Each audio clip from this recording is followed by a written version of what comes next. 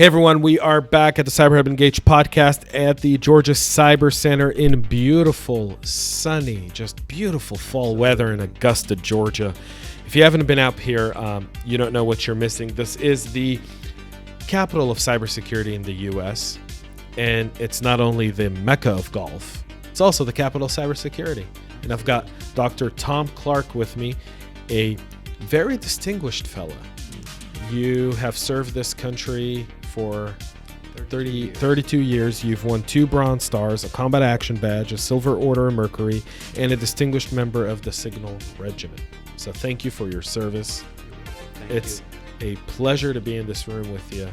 I know that today you're the executive director at the Csra Alliance for Fort Gordon, and Fort Gordon's really been the key economic driver in what's going on in Augusta. So do you mind sharing just a little bit more with us about that? Yeah, the Alliance for Fort Gordon was kind of established in 2003 because Fort Gordon was on the BRAC list in 2005.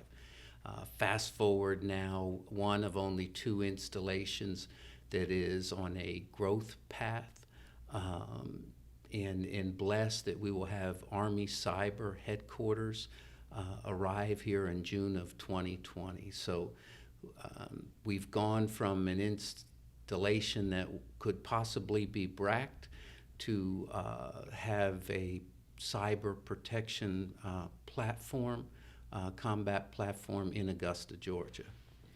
It's fascinating because when people think of cyber, they always think of DC or Silicon Valley. Absolutely. And here we are. To me, this is the golf mecca of the world because of the Masters. I think one of the times I saw you was in that Masters tent last year for the cyber, where it was just. We're there every April. Yes, yeah. It was such a blast to be in that tent and to feel the Masters. It was my first time being here for the Masters last year. And these buildings weren't even built yet. Yeah. They were still under construction. I remember touring them the evening before we went to the Masters with Robbie Bennett. Yeah. And Robbie was showing me all the rubble around here. We had hard hats on, and I was all like, wow. And now to see them finally here. Yeah. What do these buildings really mean for Augusta? Well, for Augusta, when you talk about world-class branding, you talk about the Masters. And we'd like to have that same type of world-class branding on what we do for cyber. So this $100 million state effort was really reciprocal because they had put over $1 billion worth of infrastructure improvements into Fort Gordon. And then now there's $1.6 billion worth of infrastructure improvements planned for Fort Gordon out to 2028. So you're taking, folks sometimes wonder, why did Fortune magazine say that Augusta, Georgia could possibly be one of 7 cities that could be the cyber capital of the world? And that is because of Fort Gordon. Over 30,000 folks go on and off Fort Gordon every day, folks who specialize in IT and cyber and signal. I did not understand everything about what they did until this last couple years when I became aware that when I was deployed to Iraq and the drones flying over my head, that information came back to Fort Gordon real time, and specialists within the NSA worked on that information and sent it back to us in combat real time. I think people often don't quite comprehend how the world has transformed and how military's transformed, and kind of being that the 3 of us in this room are geeks of the service, being that we've all given a part of our lives to our nation. I think it'd be remiss to kind of not look at how our president just responded to Iran shooting down one of our drones by, instead of launching a barrage of missiles, he decided to launch a cyber attack against critical military infrastructure for the Iranian regime. Do you feel like that's the next thing? I mean, I read a paper last week that talked about Iran's kind of cranking up its cyber war right? They're not going anymore for launching ballistic missiles. They don't feel like missiles get the job done anymore. Cyber is a quiet word that doesn't make people unrest, but it creates havoc in people's lives, and people look at the government to take care of that havoc. Do you feel like Fort Gordon is going to be playing a central role? Yeah, absolutely. In this going forward? I think they'll form a central dominating role.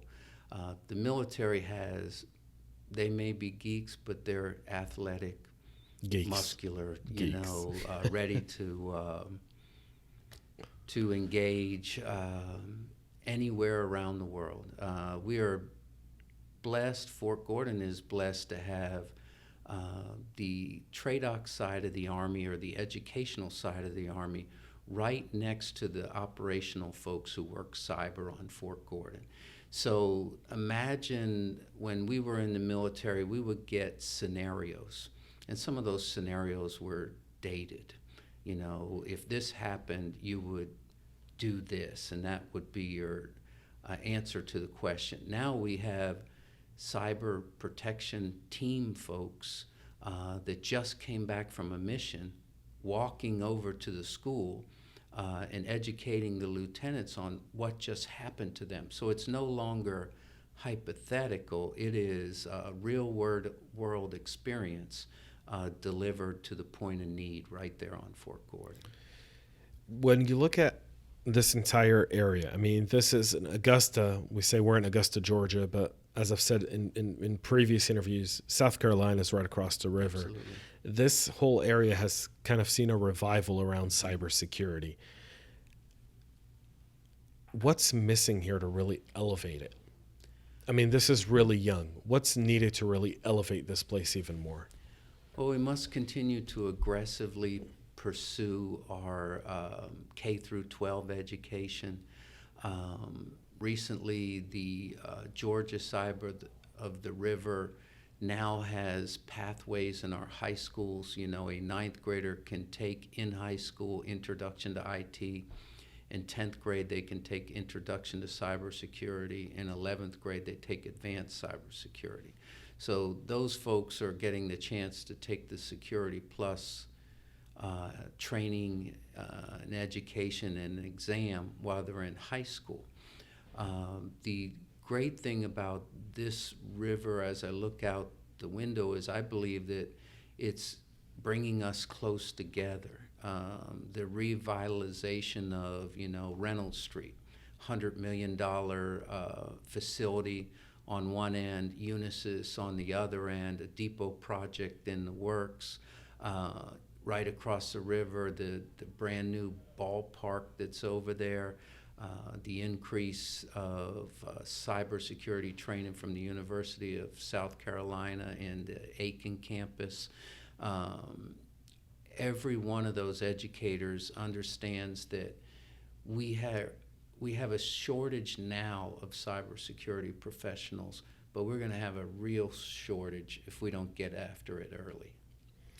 So having this kind of K through 12 cybersecurity program, is that something that involves private-public, or is that a private-public partnership? Well, what the Alliance did, we stood up an education committee that's 2 states and 7 counties that surround Fort Gordon. The Air Force has a program called Cyber Patriot, and this is just one example. Right. And they take folks, put them on small teams, like a small football team, and then they build networks and defend it. In 2016, we only had 18 teams in this region.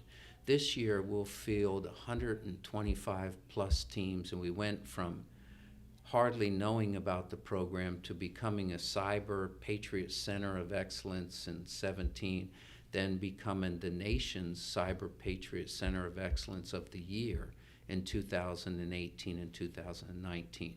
So that's 2 states and 7 counties going.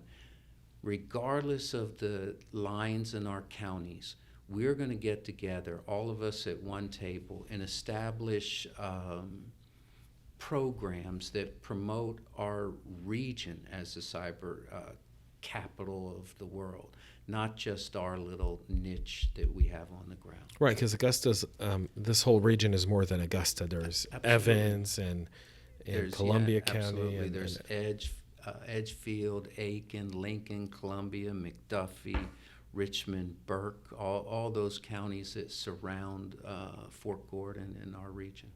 So have you seen kind of, as you're looking at how Fort Gordon has grown, are you expecting that as more money kind of flows into Fort Gordon and more growth comes in, that there's going to be more demand for private-public partnerships here? Sure. And can companies engage you guys in order to explore those partnerships? We're always wanting to be one of the folks that initiates a handshake between two organizations. We will always, our number one mission is to promote, coordinate, and advocate on behalf of Fort Gordon for us to, not lose the money that we're earmarked for new gates, for interchange, those type of things. But absolutely, because I spent 5.5 years at General Dynamics as a contractor, and as a contractor capture manager, there would be no way I would be away from my COR 8 states away, because you want to affect the work you have now and the future work. So we see contractors, when Army Cyber moves, we feel that many of those contractors will relocate to our area to be close to the effort. Do you feel like, so we look at military contractors, but I think Fort Gordon is so much more than that, right? Tax layer.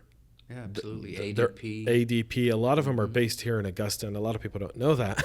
Yeah, we make 90% of the world's golf carts in Easy Go, and I can't forget the second one. There's a lot of manufacturing. Absolutely. Also. Yeah.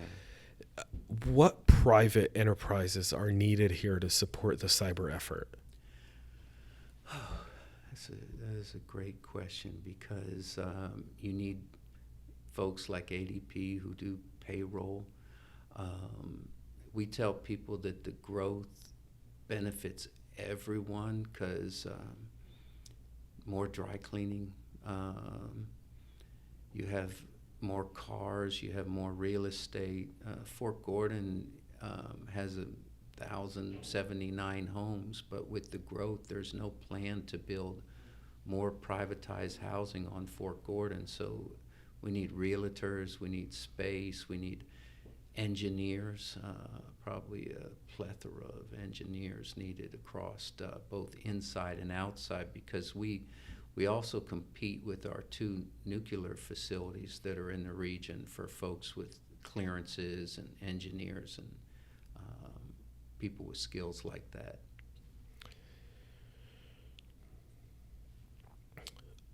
When you think of overall, and you compare Augusta, because there's no other place in the country that kind of looks, that has what Augusta has, which is that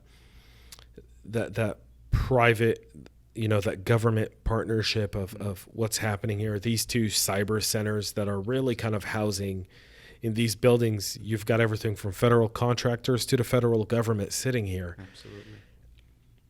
Do you feel like these buildings we're gonna outgrow these buildings in a few years and build a few more? Yeah, absolutely. Fort Gordon continues to be this region's number one employer, and their partnerships outside, like the Georgia Cyber Center, the growth here has been amazing. I'm sure that by this time next year, these 2 buildings will probably be full. The great thing about this location, the old Golf and Gardens location, is that it still has room to grow here. So you could put a couple more buildings here, and with the increased growth in our area, I think that it's kind of inevitable that will happen. Dr. Keel talks about the cyber tsunami a couple years ago, and we are getting drenched right now. So. I mean, it's good problems to have, though. Absolutely. I mean, these are the problems that I think will impact this entire region, I think up to an hour away from Augusta. I think you spoke of the 7 counties. Yep. I see the 30 counties around Augusta that are going to be impacted by this over the next decade.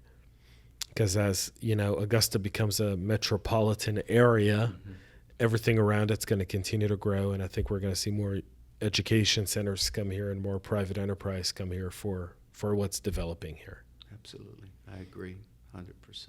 Yeah. How can people engage and help the Alliance for Fort Gordon? They can reach out to us through our website, fortgordonalliance.com. They can give me a call, 706.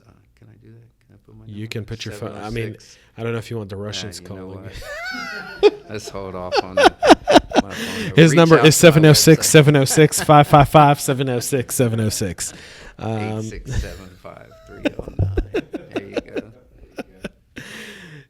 I wonder who has that phone number and always gets that phone call with the song. That has to be the most annoying phone number to ever own. Dr. Clark, thank you so much for joining us today. Dr. Thomas Clark, you can find him on LinkedIn as well. The FortGordonAlliance.com website, where you can learn more about what they are doing and how you can engage with this region for cybersecurity. And again, Dr. Clark, thank you for being here. That's it for this episode. We'll be back with more here in just a few moments.